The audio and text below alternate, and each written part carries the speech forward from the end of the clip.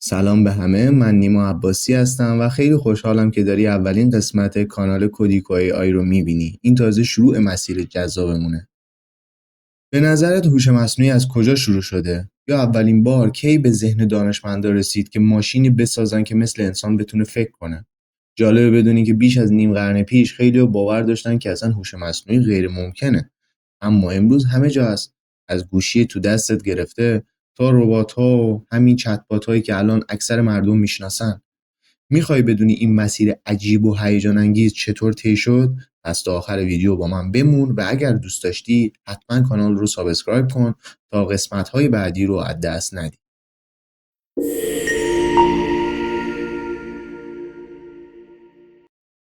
تاریخچه هوش مصنوعی. بذارید تاریخچه هوش مصنوعی رو با یک داستان شروع کنم. برگردیم به جنگ جهانی دوم، زمانی که آلمان نازی‌ها در حال کشورگشایی بودند و عملاً توی جنگ دست برتری رو نسبت به کشورهای دیگه داشتن و کشورهای دیگه توانایی مقابله با اونها رو نداشتن و دلیل این پیروزی‌های پی در پی آلمان دستگاهی بود به نام انیگما. انیگما دستگاه خیلی پیچیده‌ای بود که با استفاده از کدگذاری پیغام‌هایی رو به فرمانده‌های لشکر میفرستاد. حالا این پیغام‌ها میشه گفت که پیغام‌های تاکتیکی بگیر، گزارش یا دستورات رو میفرستادن و این ارتباطاتی که بین هم برقرار میشد خیلی مهم بود توی جنگ و عملا به خاطر همین توی جنگ‌ها دست برتری رو داشتن. انگلستان وقتی دید توان مقابله با آلمان رو نداره، تمام دانشمندان ریاضیدان خودش رو جمع کرد. البته یه نکته‌ای هم بگم، انیگما همین که کدگذاری هم میکرد هر 24 ساعت کدها تغییر پیدا میکرد و عملا کسی نمیتونست این کدگذاری ها رو و این الگوریتم رو کشف کنه. انگلستان اومد تمام دانشمندان ریاضیدان خودش رو دور هم جمع کرد و گفت که آقا بیاین این انیگما رو چیکار کنید؟ حل کنید. این ریاضیدان ها کنار هم جمع شدن و خواستن که این رو رمزگشایی کنن، ولی متاسفانه چون 24 ساعت کد تغییر میکرد، اینا تا قبل از 24 ساعت کدها رو تشخیص میدادن، ولی موقعی که میخواستن این کدها رو کنار هم بگذارن و پیغام رو متوجه بشن زمان میگذشت و کدها تغییر میکرد و عملا دیگه نمیتونستن گزارش رو و اون پیغام رو متوجه بشن. در همین حین یک دانشمندی به نام آقای تورینگ یک مقاله یا یک ایده آورد وسط. گفت که آقا ما به جای اینکه ما انسان‌ها و ما ریاضیدان‌ها بیایم این کدها رو کشف کنیم و الگوریتم رو تشخیص بدیم، بیایم کدنویسی کنیم یا برنامه‌نویسی کنیم، یک ماشینی بسازیم که این ماشین این الگوریتم رو تشخیص بده و کدها رو کشف کنه. ایشون با کمک انگلستان تونستن یک ماشینی بسازن به نام بامبه. این ماشین تونست تمامی الگوریتم رو تشخیص بده و کمتر از 24 ساعت کدها رو مشخص کنه و پیغام آلمان ها رو متوجه بشه و بعد از اینکه این ماشین بامبه تونست کدها رو مشخص کنه و الگوریتم رو متوجه بشه، پیغام ها رو متوجه شدن، ورق جنگ برگشت و آلمان نازی ها تو جنگ شکست خوردن.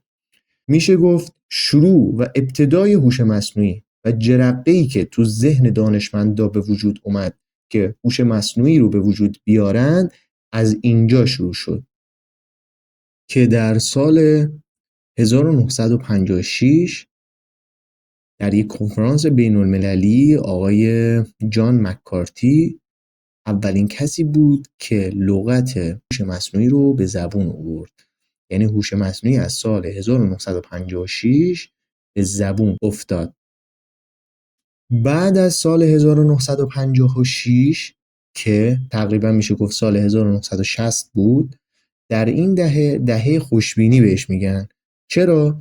چون در این دهه دانشمندا فکر کردن که یک ماشینی ساختن که میتونه شبیه به انسان فکر بکنه و مسائل پیچیده رو میتونه حل بکنه و قدرت خیلی زیادی داره. ولی یک کمی که جلوتر رفتن، یعنی تقریبا در آخرای دهه 1960 متوجه این شدن که انسان خیلی پیچیده است و به دلیل محدودیت هایی که داشتن، از محدودیت های سخت افزاری بگیر تا غیره و همچنین عقب نشینی سرمایه گذارا باعث شد که زمستان اول هوش مصنوعی اتفاق بیفته. بعد از زمستان اول هوش مصنوعی، یعنی بعد از یک دهه که گذشت، سیستم های خبره به وجود اومد. سیستم های خبره برنامه هایی بودن که یک متخصص انسانی رو در یک زمینه خاص شبیه سازی می‌کردن. برای مثال یک سری برنامه هایی می ساختن که یک دکتر یا یک مهندس یا یک مشاور باشه. ولی سیستم های خبره آنچنان دوام نداشت و کم کم کاربردشون کم شد، دلیل اینکه قابلیت یادگیری نداشتن و فقط اون چیزی که برنامه‌نویس ها بهشون دادن برنامه ریزی شده بودن و چیزی قابلیت یادگیری نداشتن. و بعد از گذشت یک دهه سیستم های خبره زمستان دوم شکل گرفت و دلیلش هم این بود که سیستم های خبره شکست خوردن و سرمایه گذارها هم کاهش پیدا کردن و این دلایل شکست سیستم های خبره و این دلایل شکل گرفتن زمستان دوم.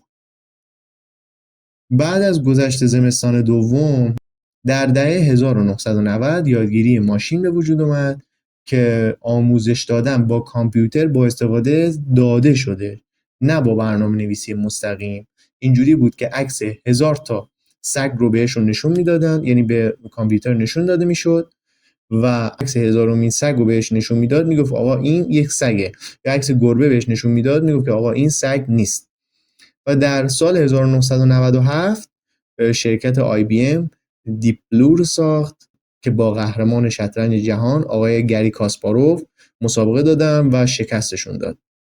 و بعد از گذشت دهه 1990 دیپ لرنینگ یا یادگیری عمیق به وجود اومد و در سال 2020، یعنی بعد از گذشت دهه دیپ لرنینگ، دیگه جنراتیو AI یا مدل های مولد به وجود اومدن که میتونستن واسمون تولید محتوا کنن که الان هم خیلی میبینیم، مثل چت جی پی تی، مثل میجرنی، مثل همین ویوتری و همچنین استیبل دیفیوژن، چت بات ها. اینا مدل های مولد هستن که برای ما تولید محتوا انجام میدن. خب برگردیم به دهه 1950 دوباره و آقای تورینگ برای اینکه منظور خودش رو درباره هوش مصنوعی و فرقش با دیگر ماشین ها چیه اومد یک سری تعاریفی رو مشخص کرد که این ماشین ها به اصطلاح هوشمند هستن. چرا بهش میگیم به اصطلاح؟ جلوتر بهش میپردازیم. و نیاز به تعامل انسانی ندارن. و ویژگی سومش اینه که قابلیت تصمیم گیری دارن. و ویژگی چهارمش اینه که عملکردی مشابه با انسان دارن. آقای تورینگ برای اینکه فرق ماشین هوشمند یا همون هوش مصنوعی رو با دیگر ماشین‌های دیگه بهتر عنوان کنه، اومد یک تستی یا یک آزمونی رو درست کرد به نام تست تورینگ. در این تست یک نفر در یک اتاقی هستش و یک موجودی در اون بر اتاق وجود داره که حالا این طرفی که تو این اتاقه نمیدونه که اون طرف، یعنی طرف مقابلش، یا انسانه یا ماشین. این فرد نمیدونه. اینا با هم یک سری مکالماتی انجام میدن. اگر این طرفی که این اتاق نشسته نتونه تشخیص بده که اون موجودی که پشت اون دیواره انسانه یا ماشینه، اگر اون ماشین باشد یعنی اون ماشین دارای هوش مصنوعی است. خب تاریخچه هوش مصنوعی اینجا مفاهیم و داستان و اون مباحثی که وجود داشت رو به صورت دقیق و خلاصه براتون توضیح دادم. و به علت اینکه تایم این جلسه یک کمی بالا رفته، من ادامه مباحث رو در جلسات بعدی به شما آموزش میدم، پس حتما کانال رو سابسکرایب کنید تا قسمت بعدی رو از دست ندید و خدا یار و نگهدارتون باشه.